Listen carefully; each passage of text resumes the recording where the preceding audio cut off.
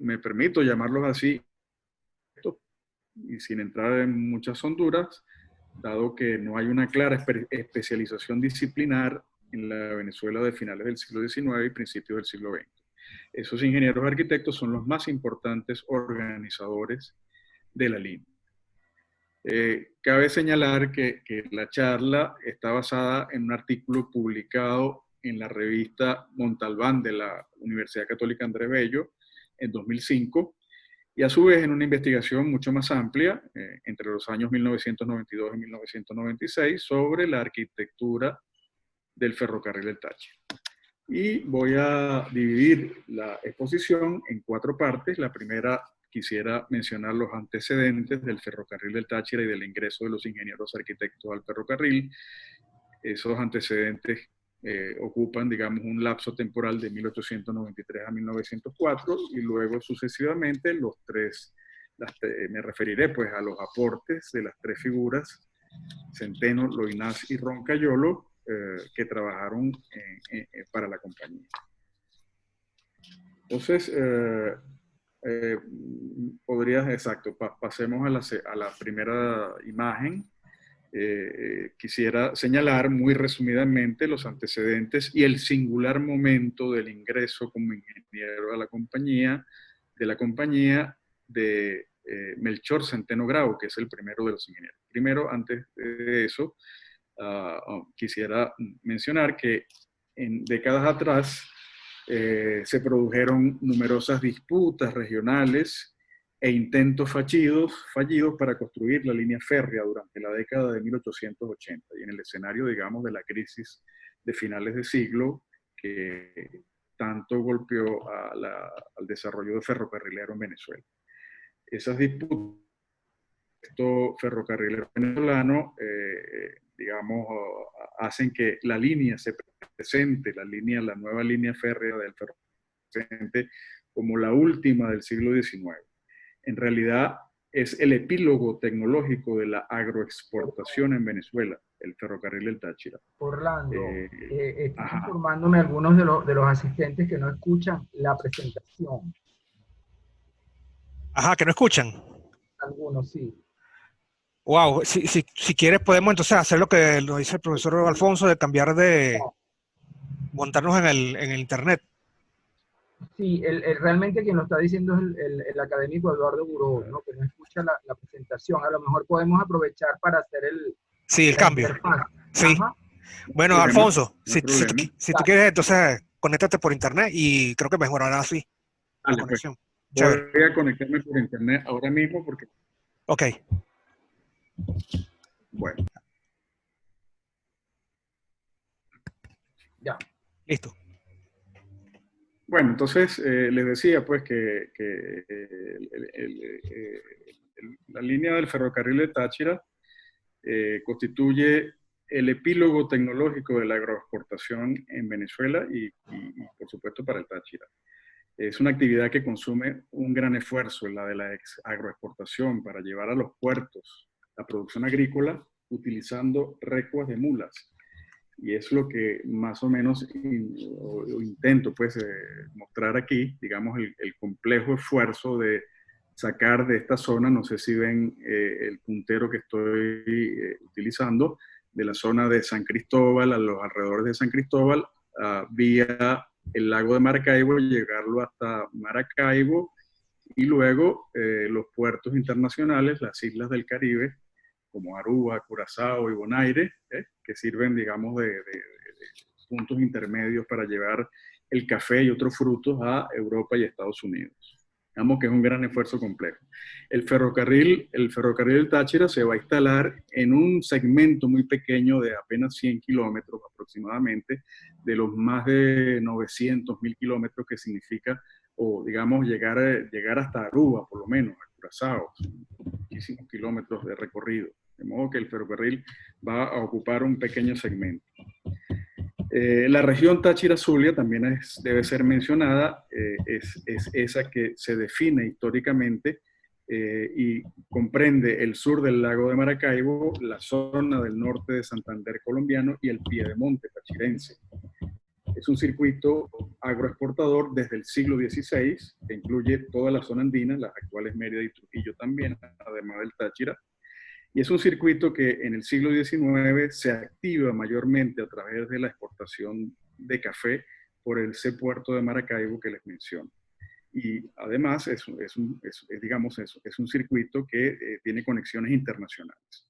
En la literatura regional se recuerda épicamente el respaldo financiero privado, el respaldo técnico y gubernamental para construir la línea e insertarla en ese circuito, línea que se concreta entre Encontrados y La Fría. Encontrados, una población en crecimiento que está al borde del río Catatumbo, y La Fría, que es una población que está ya en el norte del estado Táchira, para conectarlo en 105 kilómetros aproximadamente. Y esa primera línea que se construye va a tener una primera prolongación entre la población de La Fría y un sitio llamado Huracá, en unos 10 kilómetros más a lo largo de la década de 1890. Es decir, son aproximadamente 110 kilómetros los que va a tener el ferrocarril del Táchira inicialmente. Sus promotores definitivos, pásame la diapositiva por favor, Orlando, la siguiente.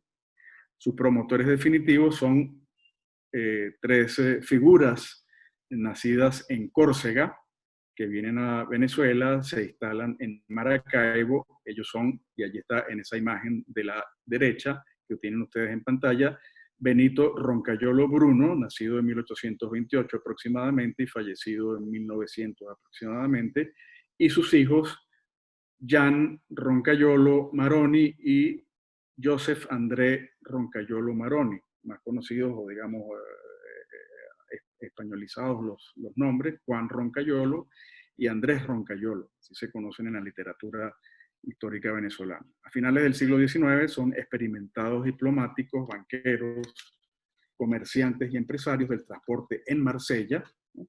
Ellos son nacidos realmente, digamos, viven y han vivido y son originarios de Córcega, al norte de la isla, en una población llamada Bastia, y en la región Andes-Zulia, digamos, tienen importantes negocios que van desarrollando a través de la casa comercial Rivoli, Abbott y compañía, y habitan en Maracaibo en un célebre y hoy demolido Palacio Roncayolo que tienen ustedes en la fotografía de la izquierda, pequeña, digamos, una gran edificación del siglo XIX, finales del siglo XIX en Maracaibo.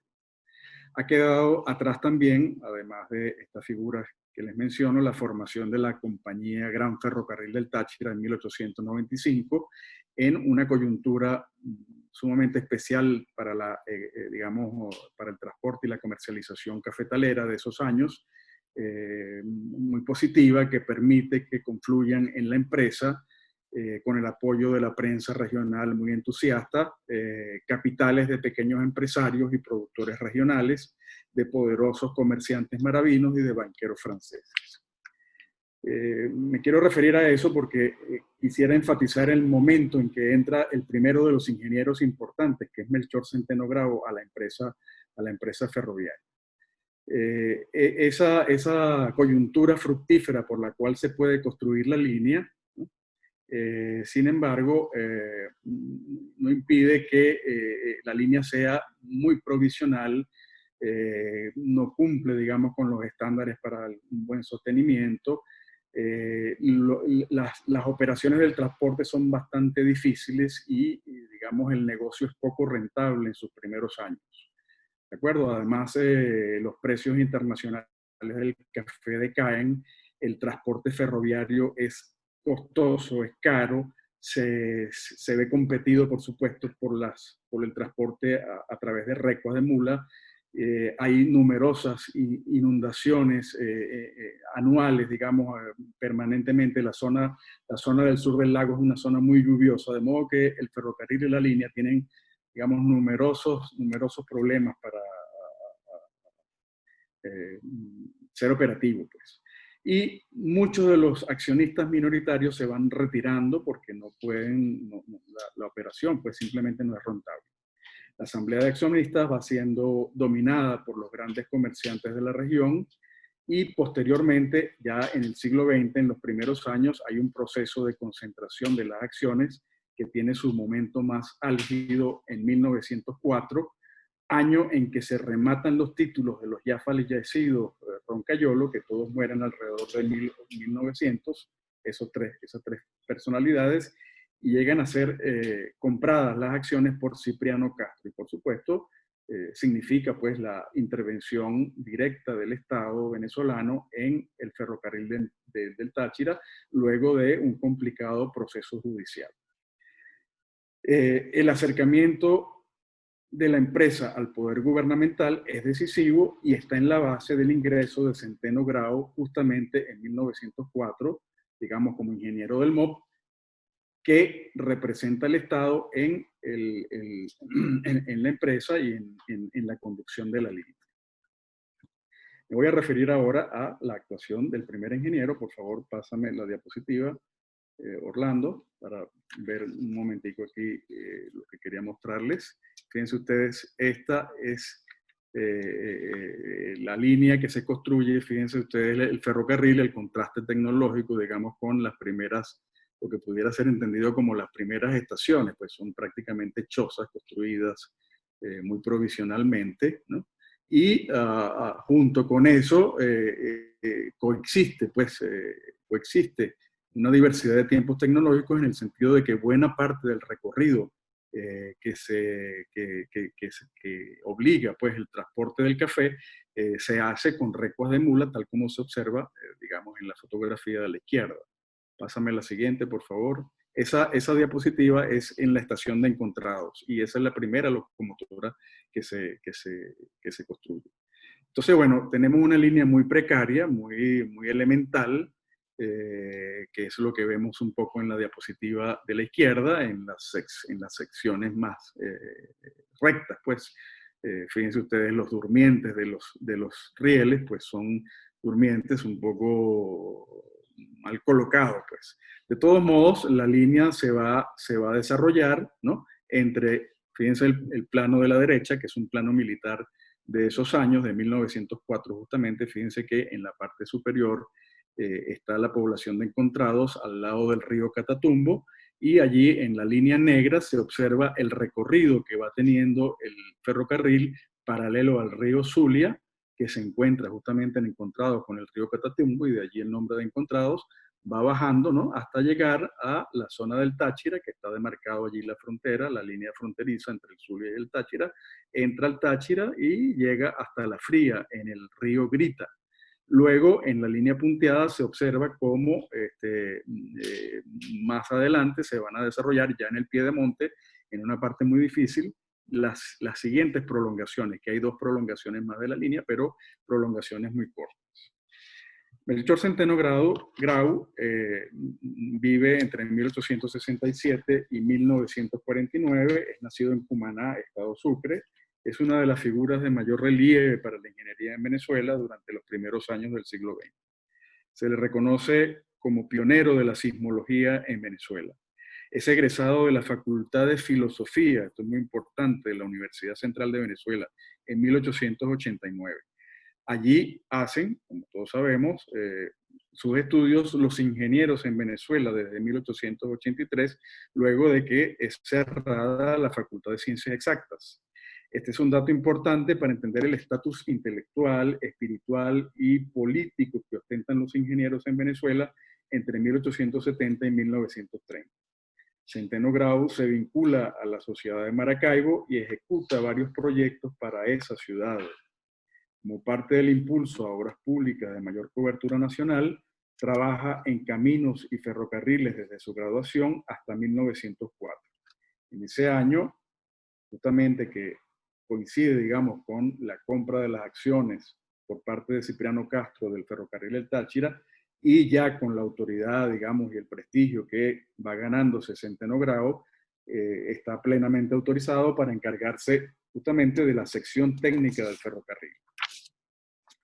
Durante la gestión, siguiente diapositiva, por favor, durante la gestión de Centeno Grau se proyectan y se construyen, allí está el ingeniero con su familia, que ha vivido en Maracaibo, luego tiene que mudarse a la zona del Táchira, donde, digamos, vive y bueno, es conocido, pues tiene un reconocimiento general. Durante la gestión de Centeno Grau se proyectan y se construyen los primeros puentes de madera y hierro para la línea que conecta Encontrados en el Zulia con La Fría en el Táchira. En 1905, Centeno desarrolla además, si quieres pasar la siguiente diapositiva, por favor, Orlando. Aquí vamos a ver la siguiente diapositiva los puentes que se construyen, algunos de madera, otros de hierro, de acuerdo a la fecha, entre 1905 y 1910. Digamos, esos puentes son fundamentales pues, para lograr el sustento, un sustento a la fluidez, a la operatividad de la línea. En 1905, además, Centeno desarrolla las primeras edificaciones de importancia para la compañía en Encontrados. Sigue la siguiente diapositiva, por favor.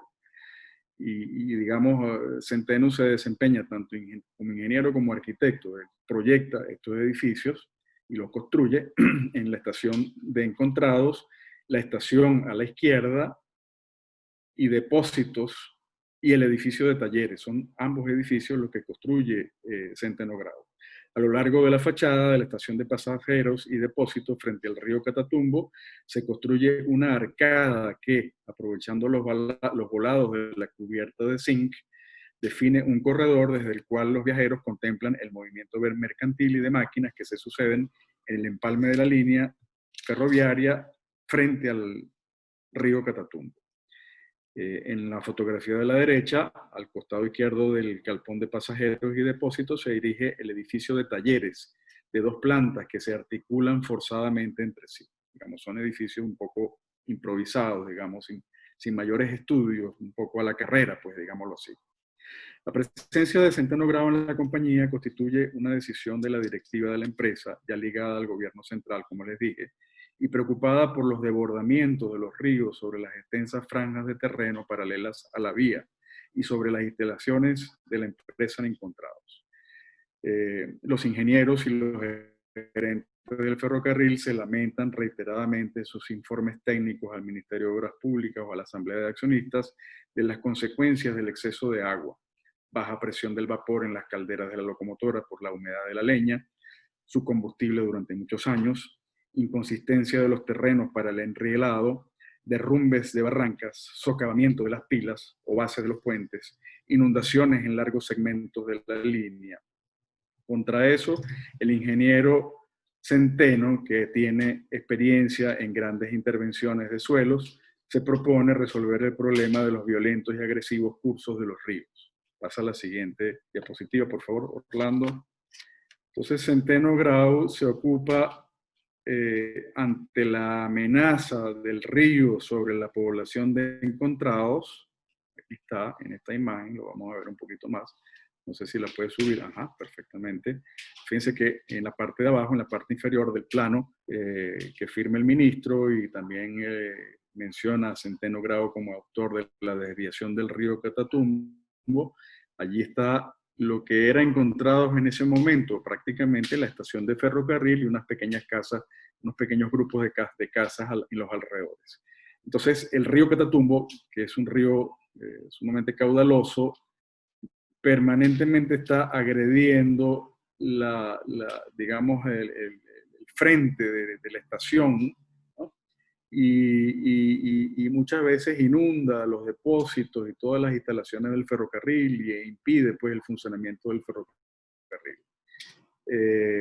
Centeno Grau proyecta entonces contra eso, contra la fuerza del río, la desviación del río Catatumbo en 1904. Y se propone, fíjense ustedes, allí entre el meandro, un canal de 430 metros de largo que cortase la planicie que forma el meandro del río y cortando eso pensaba Centeno Grau que se amortiguaría la fuerza con que el río Catatumbo golpea los márgenes de la ciudad o del pueblo, pues. Y digamos, Centeno pues quiere ilustrar a la naturaleza a través de una ingeniería artesanal, tratando de modificarla artesanalmente en la naturaleza, es decir, sin desnaturalizar el sitio, intenta corregir los defectos, entre comillas, que el recorrido del río presenta respecto de los intereses de los comerciantes de Encontrados y de los empresarios del ferrocarril del Táchira. Sin embargo, la solución de Centeno Grau no tiene mayor éxito, es una solución, digamos, si se quiere, idealizada. Las inundaciones no dejan de desmantelar el pueblo hasta muy entrado el siglo XX, el río sigue corriendo por el cauce natural y el canal abierto por el ingeniero solamente es útil para extraer tierra de relleno, evidenciando los límites de la operación ingenieril de Centeno Grau en su visión, digamos, artesanal, que concilia naturaleza y modernización. En todo caso, lo que quiero destacar del ingreso de Centeno Grau a la empresa es que con él se concreta la unidad entre conocimiento y poder en el ferrocarril, es decir, la unidad entre, digamos, los dueños del ferrocarril, que en este caso es Cipriano Castro y los accionistas mayoritarios y poderosos comerciantes maravinos, y, digamos, el saber propiamente del ingeniero. Centeno mantendrá esa unidad al asociarse muchas veces a personalidades fuertes como la de Eustoquio Gómez en su presidencia del Estado Lara. Digamos que el papel de Melchor Centeno Grau culmina en 1910, cuando es llamado para otro trabajo sumamente importante, que es continuación del ferrocarril del Táchira, que es el trabajo de la carretera central del Táchira, a donde, digamos, que empalmará con el ferrocarril, digamos, en Estación Táchira, allí empalma la carretera central con la línea ferrocarrilera, y una vez que Melchor Centeno Grau se muda, pues, digamos, se traslada a los trabajos de la carretera central del Táchira con otros ingenieros también del MOB, como Luis Vélez, ingresa a la compañía un ingeniero caraqueño sumamente importante, Enrique Loina Sucre, nacido en 1875, fallecido en 1922, nacido en Caracas, como les digo, se encarga de la sección técnica de la compañía en ese año de 1910, luego de, digamos, una trayectoria muy importante también en Caracas y en Maracaibo. Enrique Loina Sucre es egresado de la Facultad de Filosofía de la Universidad Central de Venezuela en 1892. Algunos de los cursos que toma lo hace con el célebre arquitecto Alejandro Chatén, contemporáneo de Chatén. Sus primeros años laborales se caracterizan por una marcada inclinación editorial y literaria. Efectivamente, Loinás escribe varios artículos en el Cojo Ilustrado y en la revista Vesta, así como la diosa, el nombre de la diosa romana. De esa revista, Loinás Sucre es el editor y escribe allí poéticos escritos propios del animismo romántico de finales del siglo XIX. Escribe sobre los metales y asuntos modernos, pero digamos desde un punto de vista romántico, animista. En Loinás, efectivamente, puede encontrarse, cabe señalar, el llamado académico retórico de finales del siglo XIX, que es el perfil ingenieril más diferenciado respecto del ingeniero egresado de la Academia de Matemáticas fundada en 1830, o de la Facultad de Ciencias Exactas, donde estudiaban también los ingenieros antes de 1883. Es decir, mientras que estos ingenieros son unos ingenieros, llamémoslo así, más matemáticos, estos ingenieros posteriores, como Loinás, posteriores al 83, se inclinan pues más por el tema de la retórica, por el tema, digamos, del quadrivium, si es por referirnos digamos, a las artes liberales antiguas. Contrariamente a aquellos ingenieros ocupados de la Academia de Matemáticas, ocupados en la geografía, en la astronomía, en la minería, en las vías, estos ingenieros se van a ocupar de asuntos, como les digo, se ocupó Loinás Sucre, asuntos literarios, de la cultura, etcétera, etcétera. En todo caso, Loinás Sucre tiene una participación sumamente optimista, que es uno de los rasgos pues, de estos ingenieros de finales del siglo XIX. como, digamos, encargado de la línea del ferrocarril del Táchira. Y su trabajo, efectivamente, con toda la calificación que podamos hacerle de ingeniero o de ingeniero filósofo o de académico retórico, su participación es crucial, sobre todo para la arquitectura de la compañía, aunque tiene varias otras facetas que les menciono brevemente. Es el caso de su talante ingenioso para alcanzar la unión entre las personas. Por ejemplo, se encarga de gestionar ante los vecinos encontrados la movilización de ganado sobre la línea ferrocarrilera, por una parte. Por otra parte, manteniendo su actitud amistosa y de sentido común, se impone al organizar concertadamente entre 1912 y 1913 el trabajo del heterogéneo y numeroso grupo de obreros para acometer las obras de la segunda prolongación de 6 kilómetros desde Uracá hasta la meseta de Cara de Perro, que es la meseta del Piedemonte tachirense, donde se va a localizar la nueva estación Táchira. Por su parte, por favor, vamos a pasar otra diapositiva que me está señalando por allí alguien, que efectivamente vamos a cambiarla. Aquí está Loynaz Sucre, una fotografía de él. Allí hay un breve comentario que hace Juvenal Anzola a la izquierda de él, sumamente importante y sumamente revelador, digamos, de esto que les estoy explicando, el carácter amistoso y de sentido común de Loynaz Sucre. En fin, Loynaz se ocupa pues de introducir en la compañía un carácter, digamos, fraternal, de modo de poder lidiar conciliatoriamente con las múltiples personas y personalidades y cargos que existen ya para entonces en la compañía. En todo caso, Loynaz Sucre tiene un papel sumamente interesante desde el punto de vista urbano, porque Loynaz Sucre se va a encargar, pasa a la siguiente diapositiva, por favor, Orlando, se va a encargar del diseño de la nueva fundación. Esta es una imagen que también había agregado, un poco mostrándoles los planos que se hacen. No se puede apreciar, digamos, con el detalle necesario, digamos, los detalles pues, de esos planos. Lo cierto es que se hacen, en este caso los hace Alfredo Jan Jr., esa prolongación, y Loynaz se encarga pues, de gestionar pues, el trabajo obrero de la manera más cuidadosa, inclusive respetando al máximo la naturaleza, de modo de hacer los cortes menos agresivos sobre la configuración del terreno. Siguiente, por favor. En Estación Táchira, que es la población y terminal de pasajeros, que se va a desarrollar en el extremo de la línea, en el último extremo de la línea,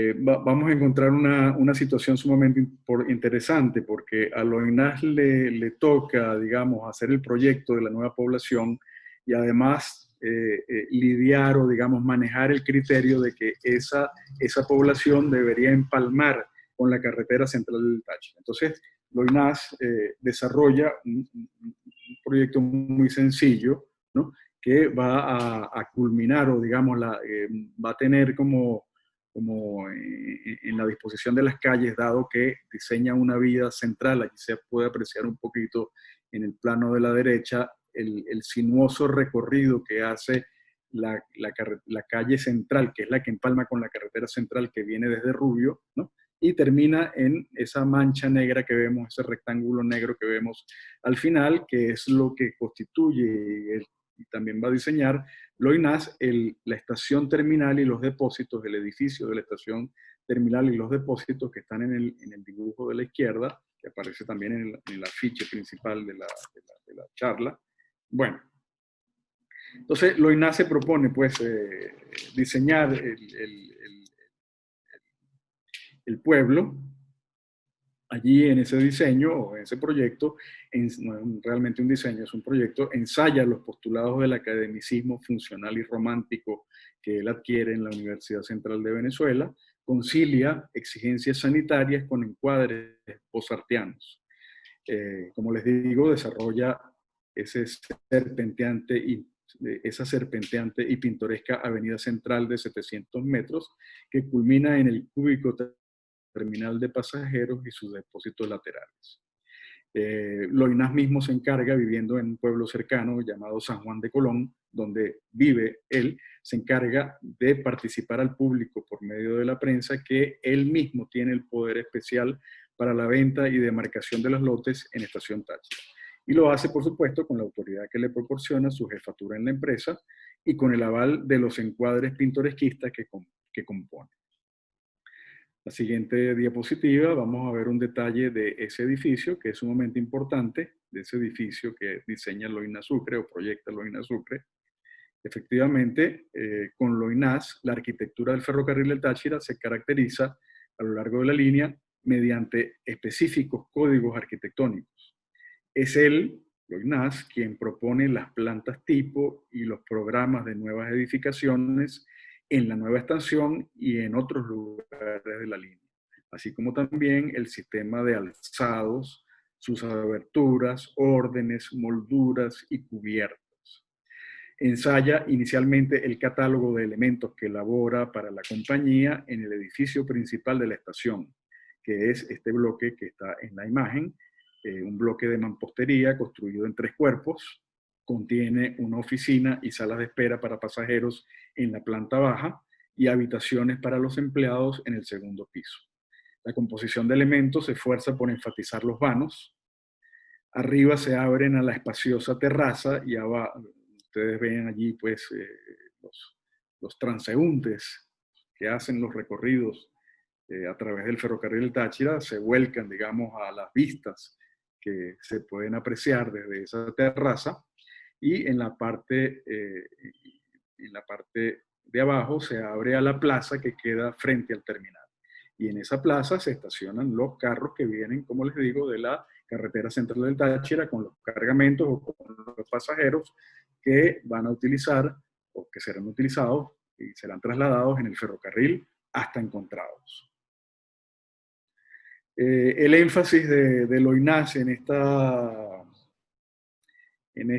edificación es conseguir un edificio ligero, es decir, Loinás no solamente anima o utiliza el animismo romántico en su literatura, en Vesta y en El Cojo Ilustrado, sino también en los edificios, y se esfuerza por conseguir un edificio sumamente animado al que da vida a través de la ligereza. Pues uno puede encontrar aquí un edificio muy ligero, a pesar de que es un edificio relativamente tradicional. Loinás lo hace hablar acentuando las cubiertas de zinc, las reducidas dimensiones de los pilares del corredor de la planta baja, en concreto, la delgada placa de la terraza en ferrocemento a la vista, los planos de los capiteles que la sostienen y la transparente configuración de cada pieza de la baranda. Es decir, un edificio, digamos, con una intencionalidad arquitectónica determinada, propia de un ingeniero arquitecto graduado en la Facultad de Filosofía de la Universidad Central.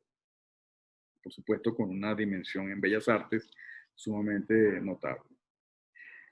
Estas contribuciones de Loinás deben ubicarse en el escenario del incremento de la producción agropecuaria ligada a los efectos de la Primera Guerra Mundial. Efectivamente, la zona del Táchira, la zona tachirense o la zona andina en general, trae, digamos, un incremento de la producción por efectos de esa Primera Guerra Mundial, y por supuesto trae un incremento notable en el movimiento de pasajeros. Entonces sus contribuciones abarcaron esto que les he mencionado, así como las requeridas, no solamente en arquitectura o en gestión, sino como las requeridas en infraestructura y material rodante. Loinás se ocupa inclusive de la modernización de horarios y recorridos, en la seguridad, etcétera, etcétera. Solo que en 1914 Loinás es llamado a San Cristóbal porque va a ocupar el cargo de ingeniero jefe del Ministerio de Obras Públicas en esa ciudad, que tiene varias obras públicas andando y requieren un ingeniero jefe. De modo que Loinas se muda para San Cristóbal, allí va a cumplir un papel sumamente importante desde el punto de vista cultural, educativo. Por ejemplo, se encarga de la dirección del Liceo Simón Bolívar y, por supuesto, un papel técnico.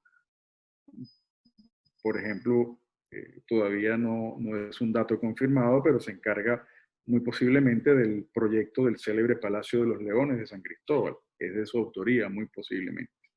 Y bueno, a la final de su gestión, en 1914, luego de 10 años de haber contado con ingenieros arquitectos en el trabajo ferroviario, la empresa efectivamente ha introducido sus recursos modernizadores en la región. A la salida de Loina Sucre entra otra figura sumamente importante de la ingeniería en Venezuela, el ingeniero Andrés Roncayolo Parra, nacido en Maracaibo en 1876, fallecido también en Maracaibo en 1940, es un nieto del viejo Roncayolo, de Benito Roncayolo, el promotor y empresario del siglo XIX, Corso, y es hijo de Andrés Roncayolo, que también lo mostramos dentro del grupo familiar inicial de la familia de Roncayolo. Ha hecho sus estudios de ingeniería civil en Bastia, en pueblo, una ciudad pues al norte de Córcega, donde había nacido su papá, Andrés Roncayolo, para luego cursar un posgrado en ingeniería eléctrica en Estados Unidos. Alberto Roncayolo es familiarizado con la región tachirense y con el negocio de la exportación cafetalera desde años atrás. Ingresa a la empresa en un momento en el que es necesaria la máxima eficiencia posible en la actividad del transporte para, digamos,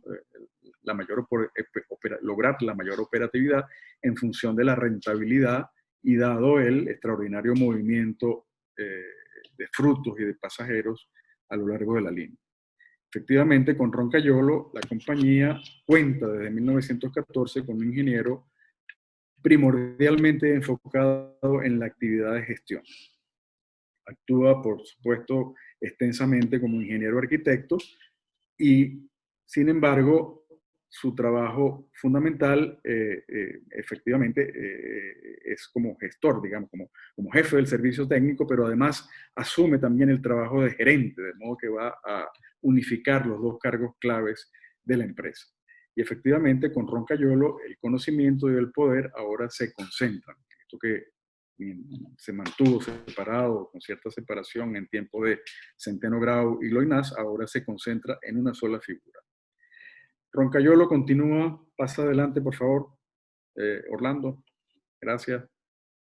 Vamos a ver la imagen de Roncayolo, el nuevo ingeniero de la compañía, allí lo tienen, una imagen publicada por Diario Crítica en 1979. Se ocupa de la segunda prolongación y lo hace, digamos, de la forma más sistemática y continua. El estilo de gestión de Roncayolo es un estilo totalmente realista, ya no, digamos, caracterizado por la retórica de los dos anteriores, sino más bien, digamos, enfocado en claras descripciones, el trabajo de obra y gastos con el mayor desglose y precisión, decisiones que buscan eficacia de acción y resultados cuantificables. Bajo ese signo, Roncayolo racionaliza y vigila el trabajo obrero y desarrolla un plan de reconstrucción de las edificaciones e instalaciones de la línea entre 1918 y 1926. Pasa a la siguiente diapositiva, por favor, Orlando. Estipula para tal plan un orden de urgencia, cuya ejecución se basa en asegurar los suministros a tiempo y en construir 18 puentes de hierro. La intervención de Roncayolo rápidamente es reconocida porque puede concluir la prolongación que llega a esta estación Táchira y en 1914 ya se está movilizando el primer cargamento sobre el nuevo segmento ferrocarrilero en estación Táchira. La etapa de Roncayolo implica también un nuevo entorno tecnológico táctico, acorde con su estilo de gerencia pragmática. Ante el persistente problema de la desviación del Catatumbo, desestima lo artesanal y presenta en 1916 una solución de estacas de acero clavadas con martinete de aire comprimido, una solución que forma una larga muralla metálica alineada con tirantes de cabilla empotrados en la ribera del río y revestidas de concreto, todo ello importado de los Estados Unidos a través de una empresa norteamericana llamada Cunard. La obra conlleva la construcción de diques adicionales, rellenos, trabajo nocturno, estacadas paralelas, en lo que constituye la obra de mayor magnitud emprendida por el Ministerio de Obras Públicas para entonces. Sin embargo, los proyectos son de Roncayolo en combinación con el Ministerio de Obras Públicas.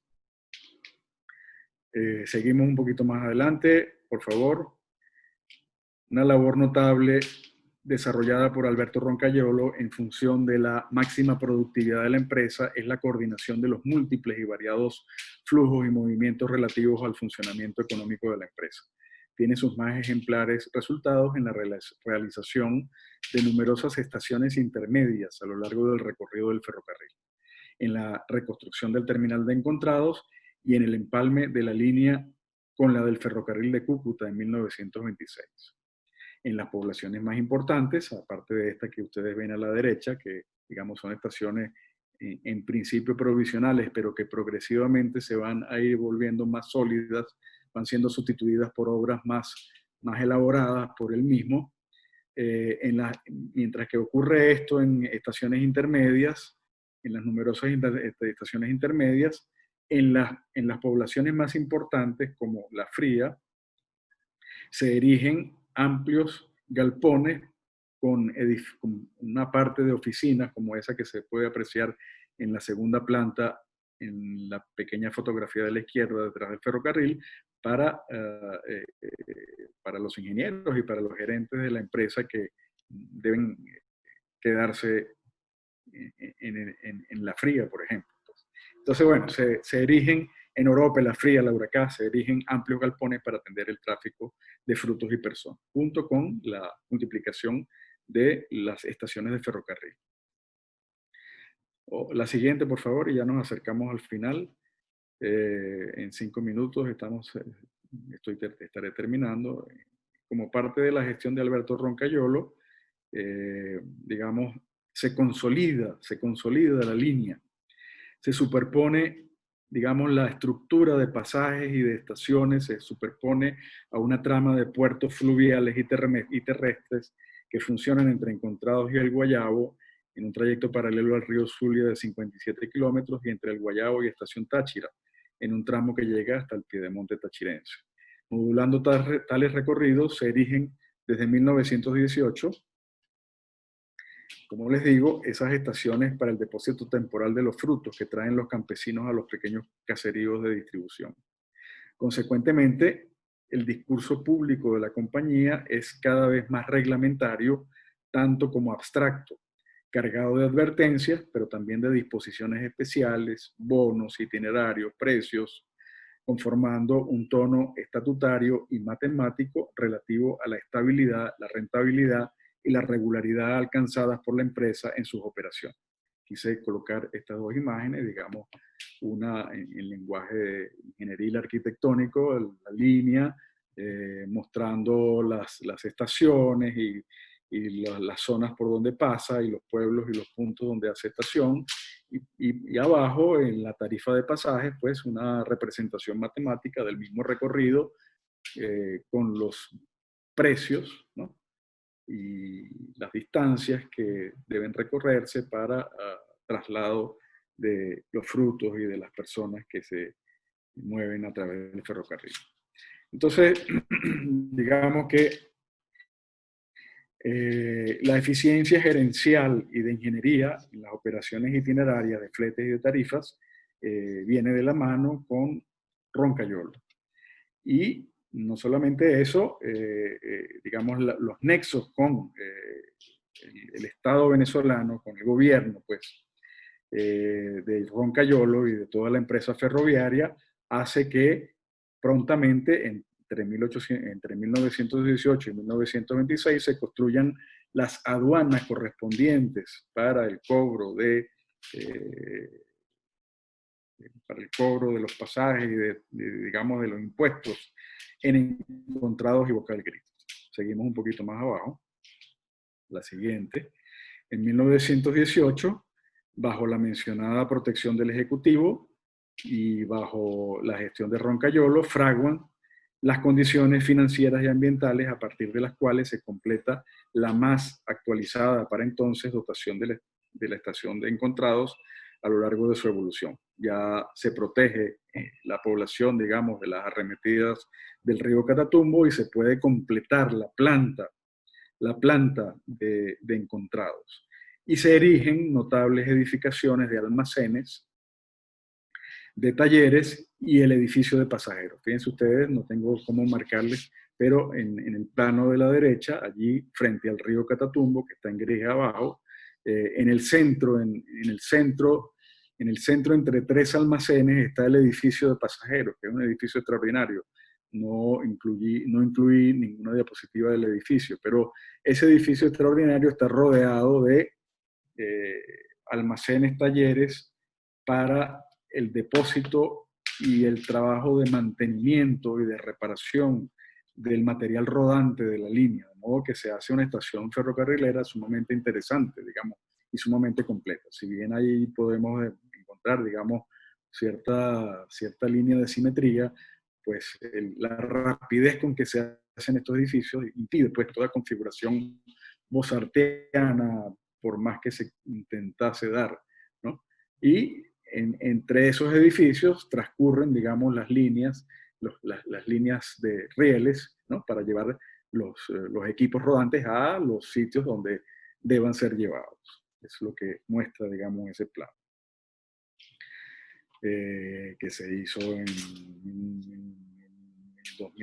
1996 aproximadamente. Entonces, la reconstrucción de la planta física del terminal no solamente se construye en encontrados, sino que se van haciendo en numerosas estaciones del interior de la línea, lo cual hace que las operaciones del tráfico mercantil se incrementen y sean cada vez más rentables. El proceso, por supuesto, se sigue conforme a un orden de urgencia que va materializando el notable edificio de la aduana, los grandes galpones para depósitos, los grandes talleres de carpintería y de mecánica, dotados, como se ve aquí a la izquierda en la fotografía pequeña, dotados de diversas máquinas para reparar las locomotoras y una diversidad de locales para forja, fundición, reparación de calderas, planta eléctrica, etcétera, etcétera. Finalmente, se erige el edificio notable de oficinas, sala de espera, habitaciones en el centro del conjunto, que sirve de pivote. El esfuerzo de ingeniería, y ahora sí, últimos dos párrafos, el esfuerzo de ingeniería y de construcción liderado por Alberto Roncayolo, pasa a la siguiente diapositiva, tiene su cota más elevada en el episodio del empalme de la línea tachirense con la del ferrocarril de Cúcuta, a través del notable Puente Unión, que proyectan Roncayolo e ingenieros colombianos en combinación. Pero también justamente en 1926, cuando se empiezan estos trabajos del empalme de la línea tachirense con el ferrocarril de Cúcuta, pocos años después se va a producir, digamos, el crack internacional, la crisis internacional de 1929, la crisis agrícola internacional de 1919, que retira los capitales de inversión en el campo, en un proceso histórico, digamos, de impacto mundial. Pues. Para la compañía del ferrocarril del Táchira, ese evento de 1929, con todos los esfuerzos que se hacen por parte de la asamblea, por parte de los ingenieros, va a ser mortífero. Efectivamente se ve atrapado el ferrocarril en la crisis agrícola, en la crisis por supuesto, del transporte, con todo el apoyo gubernamental que tiene. Poco a poco el ferrocarril del Táchira va entrando en una larga agonía que va a terminar en 1960 aproximadamente, cuando, digamos, terminan las operaciones del ferrocarril. Ya en 1955 hay un detenimiento de buena parte de la línea y bueno, a lo largo de la década o las décadas que van de 1930 a 1960, digamos, la crisis es insuperable, no se puede superar, y con la apertura de la carretera panamericana a través del puente, del extraordinario puente que se construye en el Vigía para esa vía, pues termina pues aproximadamente en 1950 y pico, termina la vida del ferrocarril. Entonces, digamos, fallece pues, se detienen y quedan las obras para otros usos menores. Como conclusión, diría que la actuación de los ingenieros arquitectos en el ferrocarril del Táchira es extraordinaria. Tecnifican, calculan, civilizan la región. Centeno Grau, Loiná Sucre y Roncayolo lo hacen. Sin embargo, operando sobre la circulación de los frutos, parcialmente, poco intervienen estos ingenieros en la producción, en el campo propiamente, se dedican solamente al transporte. Resignadamente se distancian de la productividad. Con toda la dignidad y calidad que puede encontrarse sin duda en su trabajo, su actuación puede apreciarse como incompleta, ya que está envuelta en unas condiciones que le impiden su máximo despliegue y la conexión en una mayor diversidad de campos. Bueno, muchísimas gracias. He tratado de ir un poquito rápido, me he tomado unos 5 minutos más de lo que calculé. Y bueno, quedo a su orden para cualquier comentario, ojalá puedan contribuir con ellos. ¿Aló? ¿Me escuchan? Sí, sí, cómo no. Ok, bueno, muchas gracias, Orlando. No, por favor, gracias a ti. De todos modos, aquí ahora tenemos como un tiempo para consultas, preguntas. Se lo pueden hacer a partir de hay un cuadro de preguntas y respuestas. Y mira, de hecho ya hay varias preguntas por aquí. Déjame verlas. Sí, O te las leas. te lo puedo leer. Sí, hay una, creo que de Jaira Freites, que aunque la escribió Germán Guía, profesor Germán de la Universidad Simón Bolívar. En cuanto a la formación de Loinás, me pregunto si la ingeniería a finales del siglo XIX no tenía ya su propia escuela y se había desligado de la Facultad de Filosofía y Ciencias Exactas, y por tanto le interesaba más lo práctico. Pregunta Yajaira. Bueno, no te podría responder. Yo creo que estos egresados, efectivamente, si bien se graduaron en la Facultad de Filosofía, su interés es eminentemente práctico y su trabajo en el ferrocarril lo demuestra. Solo que hay una componente, llamémosla así, espiritual, romanticista, por parte sobre todo de Loinás, que es muy evidente, pues, que tiene una sensibilidad especial que no la tienen necesariamente ingenieros como los graduados en la Academia de Matemáticas o en la Facultad de Ciencias Exactas, ¿de acuerdo? Pero evidentemente estaban capacitados para desarrollar los trabajos y atender las exigencias cualquiera de ellas que tuviera que ver, digamos, con la línea. No sé si me escuchas, Yajaira. Otra pregunta. Saludos, apreciado Alfonso. Sí. Me llama la atención la gran cantidad de obras, edificios, incluso, digamos, ordenamiento urbano que realizó la compañía. Quisiera saber qué parte de ese patrimonio industrial sobrevive en la actualidad. Mira, hay muchísimo. Ese puente de unión, por ejemplo, sobrevive. Sobreviven muchos talleres y depósitos de la empresa, no solamente en Encontrados, en La Fría, en Orope, en Boca del Grita, la célebre Boca del Grita que está frente a Puerto Santander, por donde trafica todavía a través de ese puente de unión que tú ves allí, Luis. Digamos, ese es el célebre paso en Puerto Santander o Puerto Villamizar, que se utiliza todavía para pasar a Colombia, por encima del río, de este río, pues, del río, ¿cómo se llama? Se me olvidó, pues. Efectivamente, hay muchísimas edificaciones. Muchas de ellas, por supuesto, ya no se utilizan para trabajo de ferrocarril, nada que ver con eso, sino, digamos, han sido asimiladas por las ferias y fiestas de los pueblos, por oficinas culturales, por ejemplo, en Encontrados, en La Fría, el viejo edificio de la estación que ustedes vieron por allí es utilizado por el cuerpo de bomberos. En Estación Táchira el edificio es el edificio principal, buena parte se demolió, solamente queda el edificio que les mostré, Sin embargo, ese edificio es asumido por una escuela granja artesanal que está allí, pues. Y bueno, muchísimos componentes del ferrocarril están en las haciendas de la zona, hechos ahora, o sea, reutilizados en edificaciones y elementos, pues, utilitarios para el trabajo de las haciendas. ¿De acuerdo?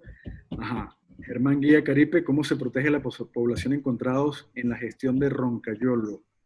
En la gestión de Roncayolo, ¿cómo se protege? Con la desviación del Catatumbo, con esa muralla que fabricó Roncayolo, esa muralla metálica, con componentes importados de Estados Unidos, que les mostré en la diapositiva. Eso hoy ya no existe, o sea, de eso no queda nada en el sentido de que o está enterrado o está sumergido en las aguas, es decir, ya no lo podemos apreciar. Se puede decir que encontrás una población creada por el ferrocarril. Sí, digamos, su impulso fundamental se lo da el ferrocarril del Táchira. Y digamos, la asociación que tiene Encontrados con Santa Bárbara, Encontrados se convirtió en un lugar de transporte y de depósito de leche, traída de las haciendas alrededor de Santa Bárbara del Zulia.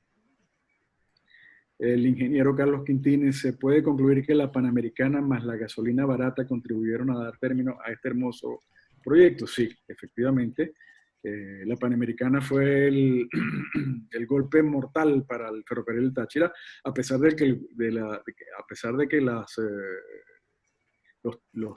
el ferrocarril propiamente dejó de utilizar leña desde principios de siglo y utilizó gasolina, inclusive en Estación Táchira y en Encontrados habían grandes depósitos de gasolina que utilizaban los motores del ferrocarril. Pero a pesar de eso, el ferrocarril ya no tenía sentido ni tenía rentabilidad, a pesar de los apoyos gubernamentales y los empresarios que hubo allí. ¿Me siguen escuchando? Sí, sí. ¿El ferrocarril tuvo alguna vez participación del Estado? Muchísima. Desde 1904 prácticamente es una propiedad del Estado, con Cipriano Castro y con Juan Vicente Gómez. Juan Vicente Gómez además se hizo dueño de muchas de las haciendas que están a los costados de la línea ferrocarrilera. Como ustedes saben, Juan Vicente Gómez fue un terrateniente notable en Venezuela, pues, y se compró muchísimas haciendas y se beneficiaba del trabajo de las haciendas y del transporte ferrocarrilero. Pedro Romero, el edificio Roncayolo en Maracaibo fue la primera sede de la Shell exactamente en la ciudad hasta 1928, cuando se traslada a su nueva sede en ese año. Correcto, es así, colega Pedro, es así, efectivamente. Ese edificio que hoy está demolido fue la primera sede de la Shell, era un gran edificio ecléctico de finales del siglo XIX.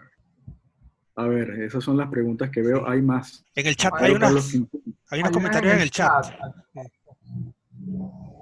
Perdón, Carlos Quintini, en esa zona del sur del lago había paludismo. Sí, sí.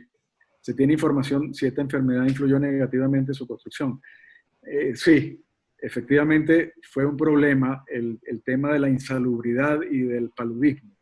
Loinás Sucre, por ejemplo, cuando fue ingeniero, impulsó la construcción de un pequeño hospital para atender a los enfermos, que generaba, digamos, la insalubridad y la proliferación de enfermedades en la zona, porque es una zona terrible, es una zona muy fuerte, muy, muy difícil, inhóspita.